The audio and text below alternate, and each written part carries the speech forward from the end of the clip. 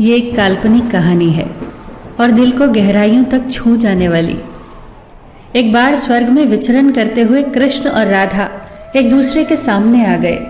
विचलित से कृष्ण, प्रसन्नचित से राधा। कृष्ण सकपकाए, राधा मुस्कुराई। इससे पहले कि कृष्ण कुछ कह पाते, राधा बोल उठी, कैसे हो द्वारिकाधीश।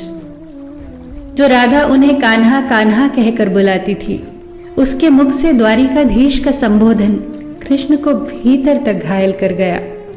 फिर भी किसी तरह अपने आप को संभाल लिया उन्होंने और बोले राधा से, मैं तुम्हारे लिए आज भी वही कान्हा हूँ। तुम तो मुझे द्वारिकाधीश मत कहो। आओ बैठते हैं। कुछ मैं अपनी कहता हूँ, कुछ तुम अपनी सुनाओ। सच कहूँ राधा, जब जब भी तुम्हारी याद आती थी, इन आंखों से आंसुओं की बूंदें निकल आती थी। राधा बोली, मेरे साथ ऐसा कुछ नहीं हुआ। न तुम्हारी याद आई, न आंखों से आंसू बहा, क्योंकि हम कभी तुम्हें भूले ही कहाँ थे जो तुम याद आते। इन आंखों में तो सदा तुम ही थे, कहीं आंसुओं के साथ निकल न जाओ, इसलिए रोते भी नहीं थे। कान्हा, प्रेम से अलग होने पर तुमने क्या खोया, इसका एक आईना दिखाऊं तुम्हें। कुछ कड़वे सच प्रश्न सुन पाओ तो सुनाऊं। कभी सोचा है इस तरक्की में तुम कितने बिछड़ गए। यमुना के मीठे पानी से जिंदगी की शुरुआत की और समुद्र के खारे पानी तक पहुंच गए। एक उंगली पर चलने वाले सुदर्शन चक्र पर भरोसा कर लिया और 10 उंगलियों पर चलने वाली बांसुरी को भूल गए।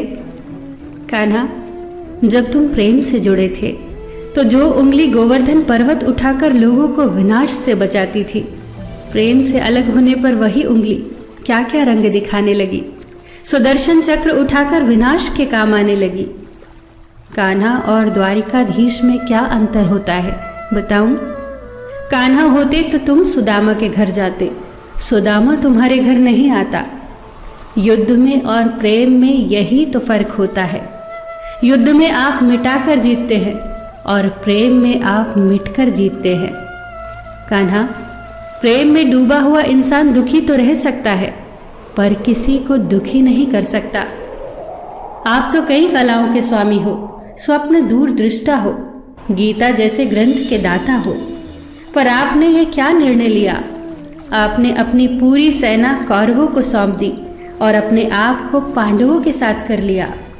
सेना तो आपकी प्रजा थी, राजा तो पालक होता है, उसका रक्षक होता है। आप जैसे महाज्ञानी उस रथ को चला रहे थे जिस पर बैठा अर्जुन आपकी प्रजा को ही मार रहा था। अपनी प्रजा को मरते देख आप में करुणा नहीं जगी, क्योंकि आप प्रेम से शून्य हो चुके थे। आज भी धरती पर जाकर देखो, आपकी द्वारिकाधीश वाली छवि को ढूंढते रह जाओगे। हर जगह, हर मंदिर में मेरे ही साथ खड़े नजर आओगे।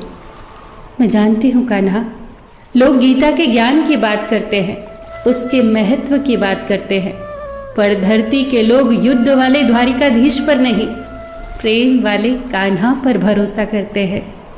गीता में मेरा दूर दूर तक नाम नहीं है, पर आज भी लोग उसके समापन पर राधे राधे कहते हैं।